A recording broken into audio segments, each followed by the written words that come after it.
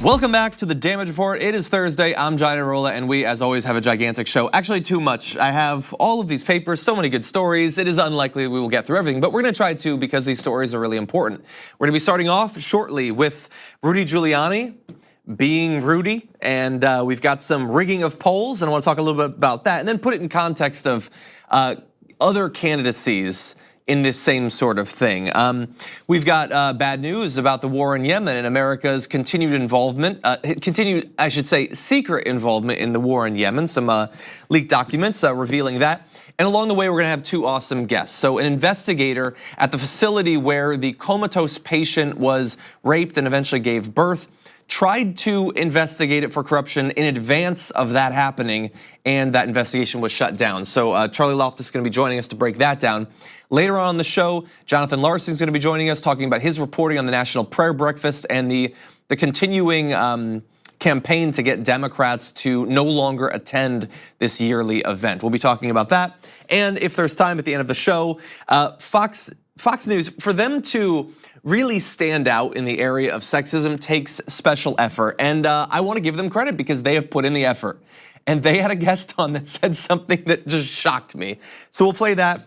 And then, there's a lot of candidates who have announced they'll be seeking the presidency. There are some who now people want to seek the presidency. We'll be talking about one of those at the end of the show. That is Cardi B. So with that, why don't we jump into the political news of the day? Rudy Giuliani is Donald Trump's lawyer, and he is mostly known in a legal sense for going on cable news shows and saying things that get him, and far more importantly, the president of the United States in trouble. So he was on with Chris Cuomo, and he did that, making a claim about his past claims about the investigation of the president that makes literally no sense. Let's take a look. Mr. Mayor, false reporting is saying that nobody in the campaign had any contacts with Russia. False reporting is saying that there has been no suggestion of any kind of collusion between the campaign and any Russians. Because now you have Paul Manafort giving poll data that winds up leading to this coincidence. Well, you just misstated my position. I never said there was no collusion between the campaign or between people in the campaign. Yes, I have no idea if I have not. I said the President of the United States. There is not a single bit of evidence the President of the United States committed the only crime you could commit here, conspired with the Russians to hack the DNC. First of all, crime is not the bar of accountability for a president. It's about what you knew, what was right and what was wrong, and what did you deceive about. Those are going to be major considerations. The president did not. He said nobody had any contact. Tons of people had contact. Nobody colluded. The guy running his campaign, he didn't say was nobody. Working on an issue at the same time as the convention. He said he didn't. He didn't say nobody. How would you know that nobody in your campaign? He actually did say that, Rudy. He said nobody, and then he said, as far as I know. He said it in well, as far as he knows, that's true.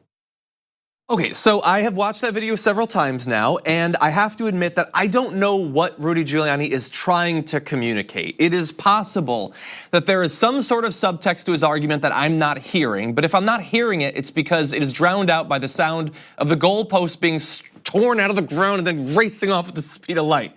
Because again, for at least the 10th time, the goalposts have been moved on exactly what this investigation needs to find to impress someone like Rudy Giuliani. So now it is, I never said that nobody colluded. I just said that the president didn't collude, and that's what our stance has been. That, of course, is not true, as Chris Cuomo begins to point out. Now, he doesn't have the specifics there because, and I think this is relatively charitable, but not overly charitable, he could have never predicted that Rudy Giuliani would make this claim because it is bonkers. So let's just go through a couple of the times that they have claimed, not what Rudy Giuliani is saying, but what Chris Cuomo attempted to respond with. So Donald Trump tweeted as far back as February of last year, Russia started their anti-US campaign in 2014, long before I announced that I would run for president. The results of the election were not impacted. The Trump campaign did nothing wrong, no collusion. So two things there. First of all, he thinks that Russia became anti-US in 2014. I would argue it started a little bit earlier than that. But he also says the Trump campaign did nothing wrong, no collusion. Then, much more recently, January 4th, how do you impeach a president who has won perhaps the greatest election of all time, done nothing wrong, quote, no collusion with Russia, it was the Dems who colluded. So that is not just a I didn't collude. That's the only ones who colluded are the Democrats. Now that has been a literally insane talking point for a couple of years now that they have continued to spread. And if I wanted to, the rest of the show could be reading those tweets. He and Rudy Giuliani have repeatedly claimed over and over that there was no collusion. Rudy Giuliani, in an interview with Sean Hannity last August, said, the only collusion involved the intelligence community launching an illegitimate investigation based on the Steele dossier. So that's a little bit different than the Dems colluded. This is the deep state colluded, and those are the only people. He also claimed last July, quote, when I say the Trump campaign did not collude, I mean the upper levels of the Trump campaign, top 4 or 5 people. So that would still include at the time Paul Manafort, the guy he's attempting to define out of this now. And so there's a lot of issues there. I mean, first of all, there's an attempt to, before we ever see the Mueller report, if we see the Mueller report, or if we see an accurate version of the Mueller report, an attempt to define what needs to come out of it for them to care, for them to think that there could be any consequences. Quote, there is not a single bit of evidence the president of the United States committed the only crime you can commit here, conspired with the Russians to hack the DNC. So as Chris Cuomo points out, a clear crime would not be the only issue here, but much more broadly than that, that is not the only crime. There are all sorts of crimes, including obstruction of justice. Now, they don't want that to be talked about. They certainly don't want that to be investigated, but that is very much a part of this. And in the history of presidential impeachment, obstruction of justice, kind of a big deal. And so I can understand why they'd be scared, perhaps. But much more importantly than that is that this exists in an ongoing and ever-evolving timeline of the goalposts being shifted. So, look, if you go back to November of 2016, Hope Hicks said, quote, there was no communication between the campaign and any foreign entity during the campaign. So that's pretty far from, well, yeah, maybe senior people on the campaign literally colluded with the Russian government, but Trump didn't. They said, we didn't talk to any foreigners, ever.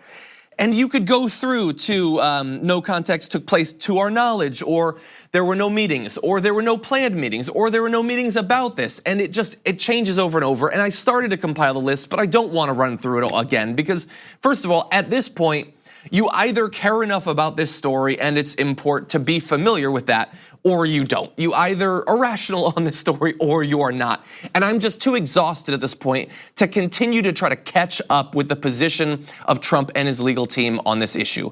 We know what is going on. We can see them continually shifting their story as every bit of information comes out. That is a result not of a better understanding on their part of what's going on, but a result of constant lying about this story, that you have to continually change what you said based on what comes out. You are hoping when you make these claims that no more information will be revealed and your story will seem consistent for a little while. But that doesn't happen. We do find out more information, and so they have to continually revise their lies. That is not the stance of a group of people who are innocent in a general sense or a specific legal sense. That is what happens when you are guilty of something. I can't say definitely what, but if you continually lie, literally for years about this, that gives me very little confidence that in the end you will proven to be innocent. There's much more on this. Honestly, I find it too exhausting. It is such a bald-faced lie. It makes me think that Rudy Giuliani, it's not that he's like losing it or whatever. I mean, certainly he's feeling some pressure having to work for Donald Trump, but I think he has learned from Donald Trump. I mean, as we talked about with Jason Stanley, Donald Trump lies to show the power that he has. The inability of anyone to make the fact that he's lying count. That is a show of force, a show of power. Rudy Giuliani apparently has learned something from that because he is making claims that are obviously false, that are easily disproven, hoping that no one will care, hoping that it won't matter and there will be no consequences. So now it is up to the media, it is up to the country to see whether or not that will in the end be true. But there are other news that I want to move on to. So bizarre story breaking last night from the Wall Street Journal, and that has to do with Michael Cohen and the rigging of polls during the 2016 election to try to make Donald Trump stand out as a candidate. Long before he had risen to #1 and it seemed like a foregone conclusion that he would be the candidate, they apparently were manipulating things online to try to make that the case. So in early 2015, a man named John Gauger, who runs a small technology company, showed up at Trump Tower to collect $50,000 for having helped Michael Cohen, then Donald Trump's personal lawyer, try to rig online polls in his boss's favor before the presidential campaign. So this is just a funny little note. He goes there to get this money.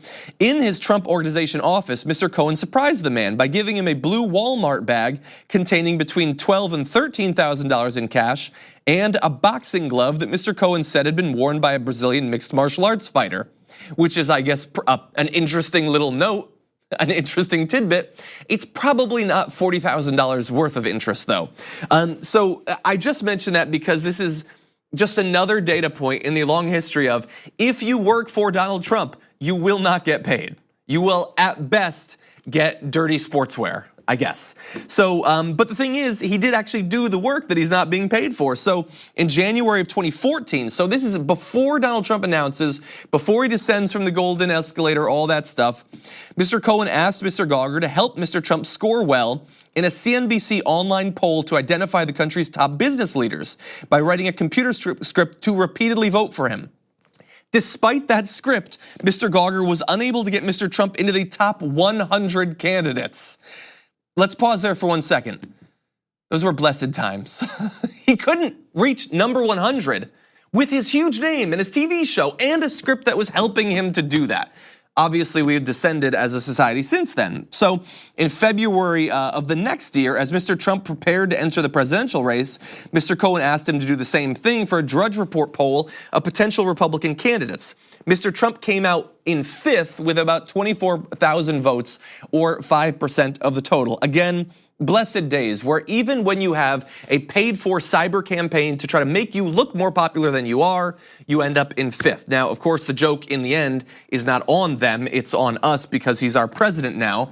But that's what they were doing to try to elevate him. And after this news broke, Michael Cohen has responded by saying, as for the Wall Street Journal article on poll rigging, what I did was at the direction of and for the sole benefit of Donald Trump, the POTUS. I truly regret my blind loyalty to a man who doesn't deserve it. Now, in the end, with the landscape of all that we know now, this is a relatively minor story. I would say this is probably far more common than you would think, not just for Donald Trump, but for many political candidates. So be on the lookout for this in the future, potentially, as polls in an increasingly not just diverse, but also well-stocked with people, Democratic primary this time around comes around. So why do we care about this at all? The reason I care to some extent is that I want to give credit to Sarah Kendzior for something that she wrote back in July of 2016 about this sort of thing. So Donald Trump put out a video where he talked about how long people clapped for him at the Republican National Convention. And it gets into the idea of why you falsely elevate a person. She says the applause video was meant not only to glorify Trump, always a key Trump goal, but to signal to Americans that it's acceptable, even laudable, to celebrate his opinions. It is okay, the video implies, to openly applaud a candidate who calls Mexicans rapists, posts anti-Semitic memes, praises authoritarian leaders, wants to round up Muslims, and has created a political climate in which white supremacist David Duke feels comfortable enough to run for the US Senate. It is normal, the video implies, because others are clapping with you. Selective use of data and polls help Trump prove his mainstream appeal. Trump may be best known for his ability to stir populist emotion, but polls and statistics are how he markets his fantasies as fact. And now we know that even before he started running, they were already attempting to do that. When you have a candidate as purposefully controversial, offensive, racist, anti-Semitic, misogynistic as Donald Trump, it is really important that you make people feel comfortable coming out of the woodwork to support that candidate. And a variety of different tools are used to accomplish that. The public rallies, which the media did an unfortunate great job of helping to amplify, the Twitter activity, and certainly the polls. And by the way, if the polls are rigged, some of the Twitter activity might also be rigged. I would look into that too. But this has been his strategy from the very beginning. Give mainstream appeal to the least mainstream candidate that has ever existed in terms of his positions. This is an extremist through and through, and he has used these sorts of tools to manipulate psychologically the American people from not just day one, but before day one. So interesting news. Anyway, we do have to go to our first break. When we come back, Charlie Loftus is going to be joining us to talk about his attempted investigation of the facility where a comatose patient was raped. After that, we need to talk about a relatively new show called the Republic, or UNFTR. As a Young Turks fan, you already know that the government, the media, and corporations are constantly peddling lies that serve the interests of the rich and powerful. But now there's a podcast dedicated to unraveling those lies, debunking the conventional wisdom. In each episode of On the Republic, or UNFTR, The host delves into a different historical episode or topic that's generally misunderstood or purposely obfuscated by the so-called powers that be, featuring in-depth research, razor-sharp commentary, and just the right amount of vulgarity. The UNFTR podcast takes a sledgehammer to what you thought you knew about some of the nation's most sacred historical cows. But don't just take my word for it. The New York Times described UNFTR as consistently compelling and educational, aiming to challenge conventional wisdom and upend the historical narratives that were taught in school. For as the great philosopher Yoda once put it, "You must unlearn what you have learned." And that's true whether you're in Jedi training or you're uprooting and exposing all the propaganda and disinformation you've been fed over the course of your lifetime. So search for UNFTR in your podcast app today and get ready to get informed, angered, and entertained all at the same time.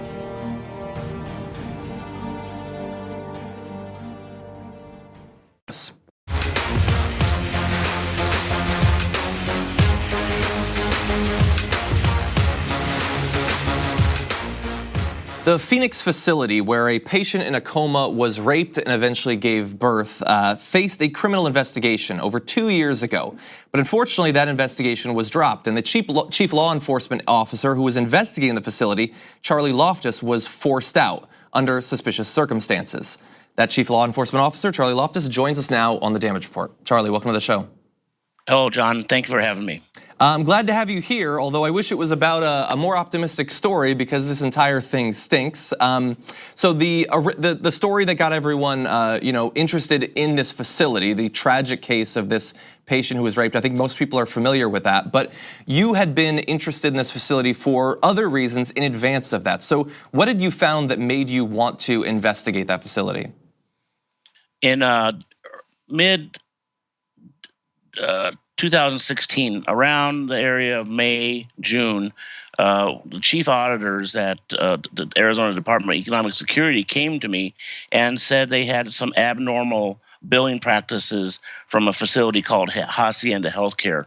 Now, Arizona DES is basically the welfare manager for the state of Arizona. I came from the Arizona Attorney General's office where I was assistant special agent in charge. I was over the major fraud for all southern Arizona, the narcotics, statewide narcotics, the terrorism units, the forfeiture units, and public corruption units. So I came over to DES at invitation to help professionalize their law enforcement, and one of the first cases they brought me was this case called Hacienda. And apparently Hacienda had been investigated a few years prior, but what they had done was as Hacienda has several smaller companies under the Hacienda umbrella, and they were basically double, triple billing for the same services, transportation, room space, equipment, and the state just didn't catch on to what it was. And over this 1 year period, it was approximately a $4 million overbill. Now, this has been an ongoing situation with this particular facility for a couple, maybe 5 or 6 years prior to that. And the owner and the CEO of the corporation, the facility, was refusing to cooperate, not releasing any information, even after subpoenas. So the auditors, we had about a 45 person auditor team, brought this case to us, and I had about probably a little just shy of 20 sworn investigators there, but it was partly outside their skill set. But moreover, what's important is all these men and women, these investigators, reported to the governor, and they're at-will employees, so they can be fired for any reason at any time, including myself. So we packaged the case, and I presented it to the Arizona Attorney General's office, the former agency that I worked for, and I was assistant chief for, and they opened a criminal case for fraud on Hacienda Healthcare. Within about 2 weeks after that, we were fired. And one of the big things that was discussed was not just the criminal case, but we were going to stop the contract with the Hacienda. Now, if you stop the contract, it's really pass-through money to from the feds. So they were about 300% above normal facility per patient than national average. And so what happens if you cancel the contract? That pass-through money, that federal money that comes through the feds, through Arizona, into this facility is not allowed anymore. So you have to find an alternate location for these patients, or the state has to pay. Now, some of these patients are in very bad shape. They're on ventilators, and some of the costs are up around $10,000 a day for some of these patients. So you can see the concern for upwards around 35 patients, not only moving severely ill children, these are all children, by the way, or young adults, to other facilities, but also to manage their families, manage their health care, all in a nice, seamless transition, all while doing a criminal investigation on the facility. Of course, the facility was facing being shut down at that point. They have far more than 35 patients, but this is the cream of their billing. Of course, if they're able to bill 300% the normal average for a patient, they're certainly making a lot of money. Yeah. So the DES staff, the non-cops, the DES staff that were charged with this humanitarian crisis were terrified, because we were told over and over again, and many of these people had contact with the owner and operator of the facility. His name was William Timmons. That he often boasted that he was friends with the governor, Doug Ducey. And matter of fact, we did get some pushback from the governor's office in that there were some concerns about shutting this or having this facility investigated. Short comes to push that when I was told that there was connections, I personally, I had a pretty big staff, but I personally went online and looked at the Arizona Secretary of State's website and saw, in fact, that this guy Timmons was a donor to Doug Ducey, and I had big concerns. And I think understandably. So, look, the entire thing obviously seems very suspicious, very dirty. We know that now, thanks to this tragedy, sort of a silver lining, this facility has renewed scrutiny. I guess the idea is that were you and your compatriot not to have been fired and the investigation went forward, it's possible that some of these further crimes wouldn't have been committed. Is there any possibility that now that your story is being looked at once again, that there's any sort of responsibility that anyone that shut down this investigation, if there is influence, the fact that there was money, that there might be people held responsible for this facility continuing to operate? Well, this is politics at its worst. The motivation was taking care of a donor and a donor source. In Arizona, we have a lot of issues with dark money. The chief of staff for Governor Ducey was a gentleman by the name of Kirk Adams. And he was in the California news a few years ago for big campaign violations. He took some money from a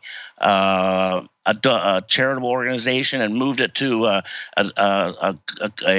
nonprofit in Arizona for dark money contributions, and he was charged with campaign violations in California, even though he's an Arizona resident, and fined $1 million.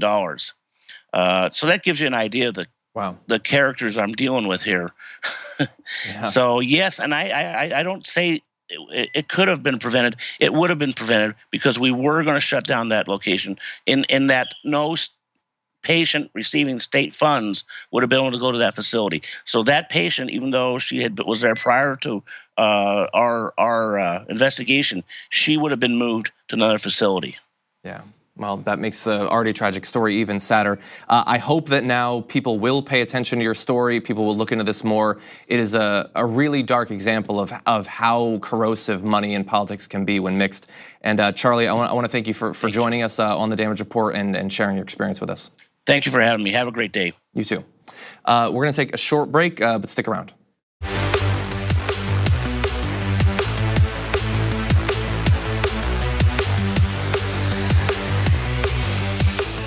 Not too long ago, America announced that it would no longer be providing aerial refueling for Saudi planes going on to bomb Yemen. And it was like, hey, great news.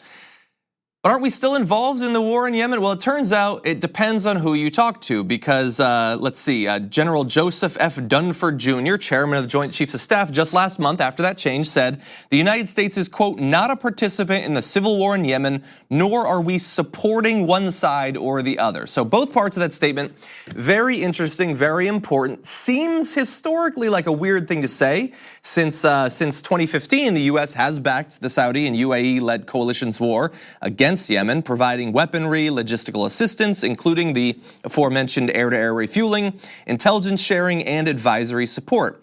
It also provides support to the war through a classified operation called Yukon Journey.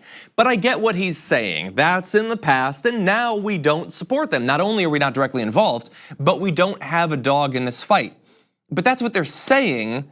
It's not necessarily the truth because Yahoo was able to get some documents. They did a Freedom of Information Act request, and turns out that's not remotely true. So these files were obtained from the Air Force's Central Command, and they show, quote, escorted 6 UAE F-16s to Red Flag. That's from December of 2017. Air Force document referring to an advanced aerial combat training exercise held for US and allied pilots.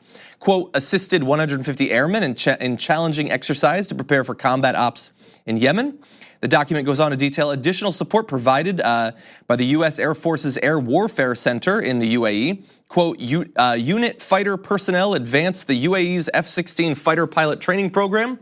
3 pilots flew 243 instructor sorties, 323 hours that created 4 new instructors and 29 combat wingmen who immediately deployed for combat operations in Yemen. So that's interesting because there are many different elements of the support for that war that we had provided. This sort of support was not anything that had been talked about, and it's certainly not anything that since then we have heard has stopped. So I think very legitimate questions remain as to, okay, we stopped the refueling, but what does that actually mean substantively in terms of our support for the Saudi war on Yemen and the continued death of so many civilians? And again, it's a matter of they're saying one thing, but all of the evidence points in the opposite direction. I will remind you, we had Ken Klippenstein of TYT Investigates on the show not that long ago, where he talked about his reporting for our continued effort with Saudi. We had this long-term contract that extends years into the future where we will continue to repair and provide replacement parts for their Air Force. That is support for the wars that they engage in with those planes, which coincidentally we sold to them. But, Josh Jacques, Lieutenant Colonel of CENTCOM, says, in response to this new reporting, by the way, as we said before in our statement, we do not conduct exercises with members of the Saudi-led coalition to prepare for combat operations in Yemen, which is an interesting response to documented evidence that we do exactly that. So look, maybe from the other side we could get more information. Unfortunately, we can't. The UAE's Ministry of Defense did not respond to multiple requests for comment. I can sort of understand that, I guess, but I would love to know what is going on with them if we're continuing to train them right before they fly into Yemen and launch those bombs and missiles and all of that. I would like to know that. And again, we've talked about this constantly, but the stakes could not be higher. A report by the UN Group of Regional and International Eminent Experts on Yemen determined that at least 16,000 civilians had been killed or wounded as of August of last year, although it noted that, quote, the real figures are likely to be significantly higher. And those are those who have been killed or wounded through military action and reported, as they imply there. Not all of the people who have died from cholera or starvation or associated instability since then. So there are literally tens, if not hundreds of thousands of lives on the line. I think we deserve a far better, more thorough, and more honest explanation from the US military and the US government as to what our continuing involvement in that conflict might be. We do have to take our next break, though. When we come back, Jonathan Larsen of TYT Investigates will be joining us. Very interesting reporting that we had on TYT.com recently. He will break down what he found after this.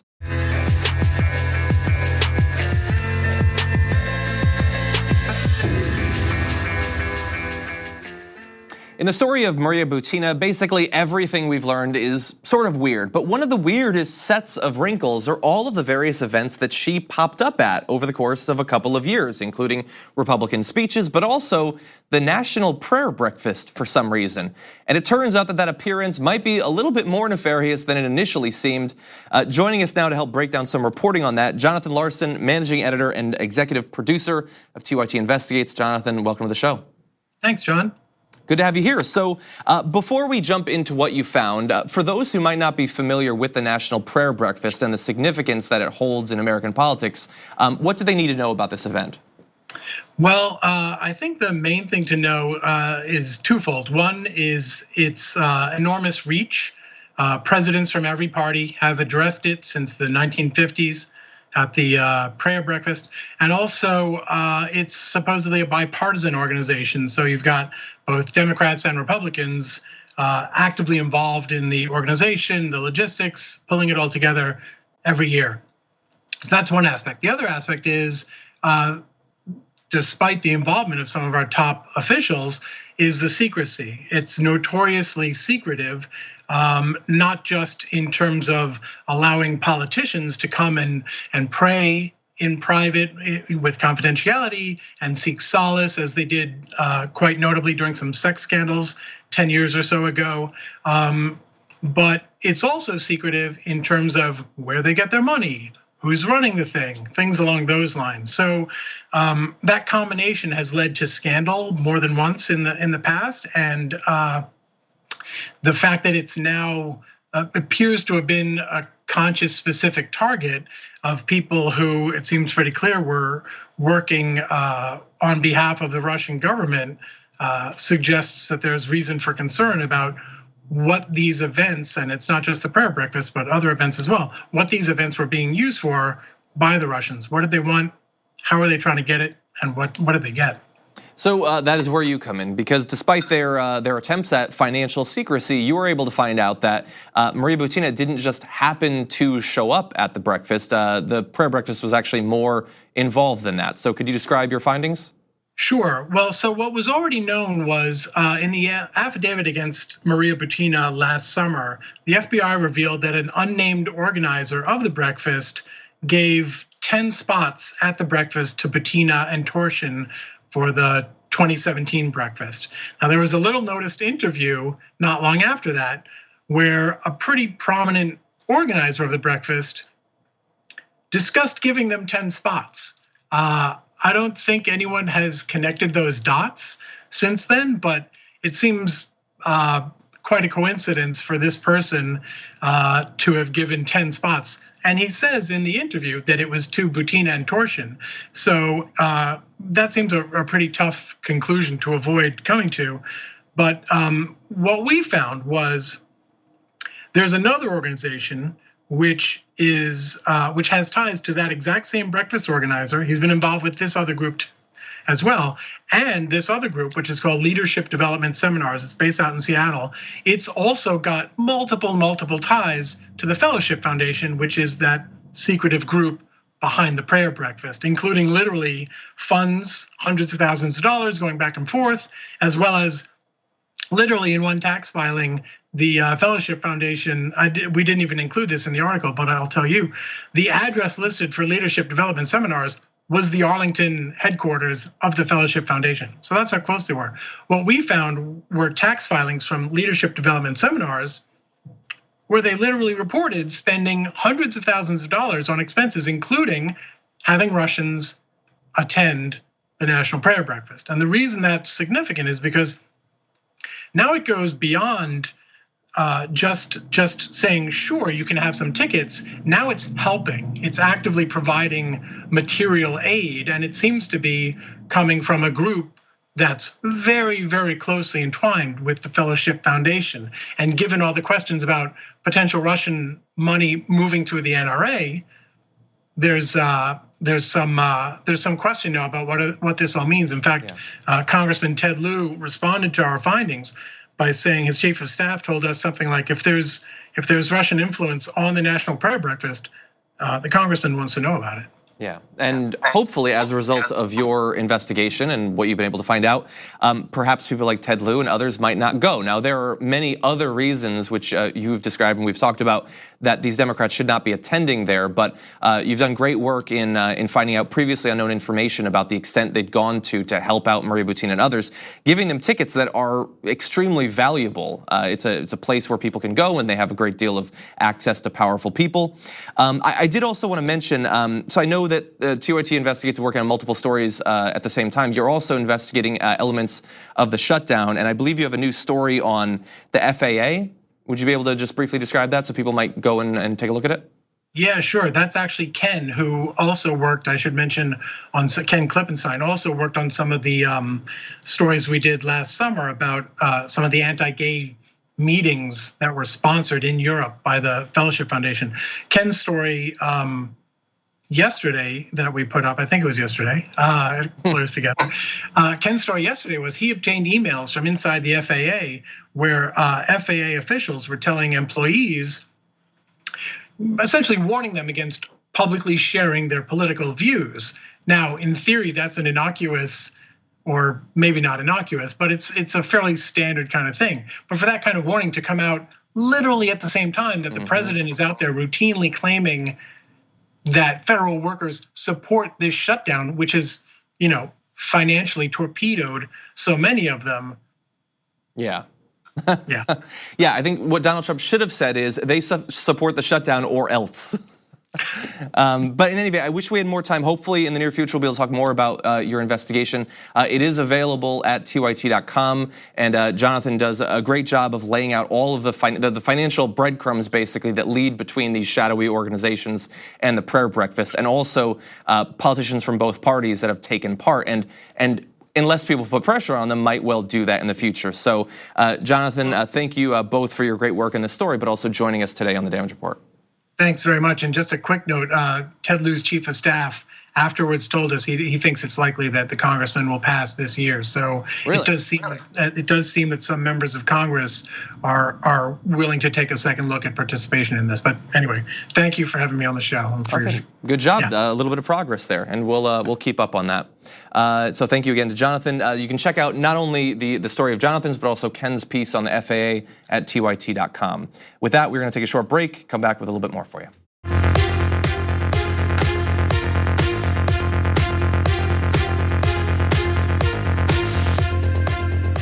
The recent Gillette masculinity ad was not an assault on American men, but unintentionally it has utterly destroyed right-wing men across the country, shattering their minds like a person staring into the wet tentacled maw of great Cthulhu.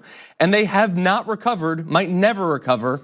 But I want to provide some evidence for that statement, and that has to do with Matt Walsh of the Daily Wire, who was on Fox and Friends talking about this and coming off like a raving lunatic. Here's a little bit.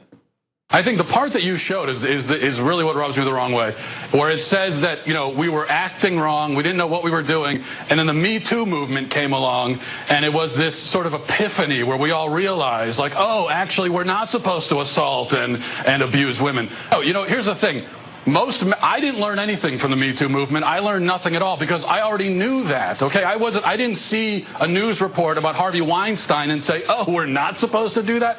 That's not how most men reacted because we already knew. Most men are just normal, decent people and already know. A lot of men would think that's wrong, and some of these men that are being accused of this know that it's wrong. They just knew that they weren't going to ever get caught, and now the whole country's talking about it. There's a Me Too movement. And this ad, in my opinion, holds men accountable and it tells them, hey, we got to be better. What's wrong with that message? That is not only the most reasonable thing that Ainsley Earhart has ever said, it's all of the reasonable things that she has ever said, but I'm glad that she said it. He instead said, look, he is saying, I already knew not to do those things, and it enrages me that you would ask me not to do what I already know I'm not supposed to do. You know how a reasonable person responds to being told not to do something that they already know not to do? They say, yeah, I won't. That's how I responded to all this stuff. That's how I responded to the ad. I didn't see it to be a personal assault because I know that it's not actually assaulting me because I know the values that I hold and that I pursue.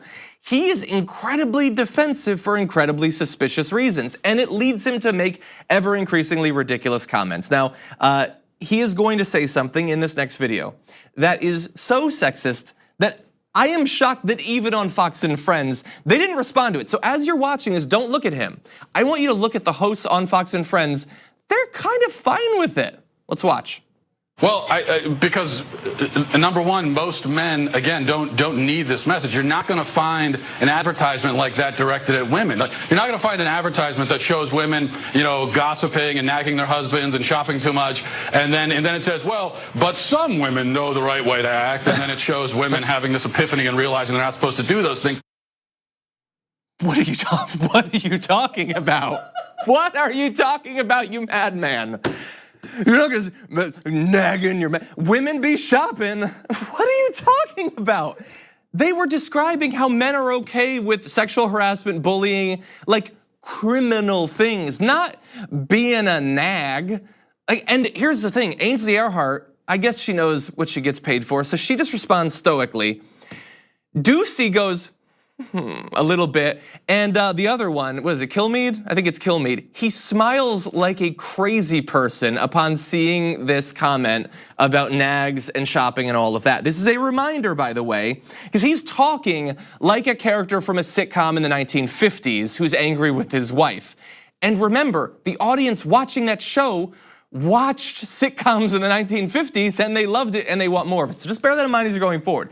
But again, reasonable men who are not like hanging on by a thread to their masculinity, did not see that Gillette ad as an assault against them. They saw it and thought two things. First thing they thought was, hey, that's Anna. The second thing was, yeah, we should be better. And then they went on about their lives. They didn't lose it, okay? And they certainly didn't lose it for multiple days. There are still people raving on Twitter against this ad, launching campaigns to get Anna taken out of it, which is sort of a bizarre thing. I really don't want her to be in this ad that I don't want to be on TV at all. But that's the position that they hold. Again, it has shattered their minds. We will have to see if they ever recover. That said, I want to move on to one positive, fun story to close it out. Cardi B is on Instagram Live. I have not generally watched many of her videos, but thank God that she's there because she recently weighed in on the government shutdown and made more sense than the vast majority of political commentators I've heard on this topic. Here's what she said. Hey y'all, I just want to remind y'all because it's been a little bit over 3 weeks, okay? It's been a little bit over 3 weeks. Trump is now ordering, as in summoning, federal government workers to go back to work without getting paid. Now, I don't want to hear y'all talking about, oh, but Obama shut down the government for 17 days. Yeah, bitch, for healthcare. So your grandma could check her blood pressure and you bitches could go check your in the gynecologist with no problem. Now, I know a lot of y'all don't care because y'all don't work for the government or y'all probably don't even have a job, but this is really fucking serious, bro. This is crazy. Like, our country is in a hellhole right now. All for a wall. And we really need to take this serious. I feel like we need to take some action. I don't know what type of action, bitch, because this is not what I do. But, bitch, I'm scared. This is crazy. And I really feel bad for these people that got to go to work to not get paid. Okay, so that was absolutely awesome. So credit to her, obviously. The reason I saw it was because Jordan Ewell, who's been on the show previously, he put it on Twitter and it's got like 1 million likes. Understandably, because what she is expressing is a real person's real concerns about the ridiculous fun and games that's going on in Washington, D.C. right now. All of the political stuff and then the foundation of it, which is Trump's ridiculous racist desire to have billions of dollars to pay for this wall. And she expresses those concerns without descending in the sort of both sidesism and whataboutism that typifies most of the mainstream media conversations about this story. So she immediately jumps on that train of thought by saying, yeah, there have been previous government shutdowns, but that's not the same thing. What were those government shutdowns about? They were about things like continuing healthcare and things like that. So the idea that simply because there have been other shutdowns, this one is just as morally, supportable or just as reasonable or just as politically, whatever, doesn't actually bear out. And so she does a great job of talking about that. By the way, so she's done other political, both Instagram lives and comments in the past that are absolutely awesome. So it turns out I need to follow her activity more closely. You might want to too. I was recently reminded that back in 2016, relatively early on, she was talking about how scared she was of Donald Trump becoming president. And she says, you know what? Don't even talk about that. Don't put that out there. Vote Daddy Bernie. Bitches, she says, to be fair. which is totally true and totally needs to be a t-shirt ASAP. So anyway, great stuff from Cardi B there. I am sure that she is gonna be attacked endlessly over this on Fox News today in a way that is going to be simultaneously condescending, misogynistic, and racist at the same time. But she is doing what every American who is concerned about the state of our country should do. Make your voice heard. And she thankfully has a great platform to do that. Anyway, thank you for watching. I know that we don't have much time. I did want to read one of the iTunes reviews. I've been encouraging you guys to do that because it's super important. So Lalo Garcia says, the damage report was a great idea. I listen to it almost every day while walking my dogs. JR Wednesday are the best.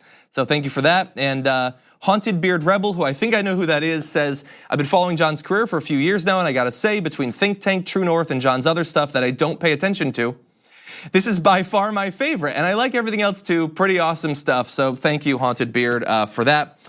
Tim Coy says, an essential part of my day, love all the guests and guest hosts. John is the best, so thank you. And thank you for watching, doing the rating if you do. We'll see you tomorrow with much more news.